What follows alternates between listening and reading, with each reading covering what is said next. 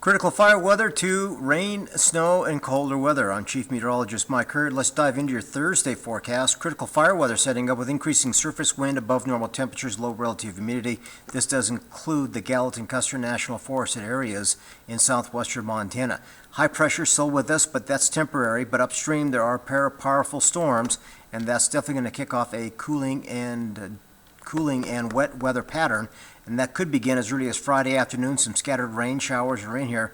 But look at this, Friday night into Saturday morning, a solid chance for mountain snow and valley rain.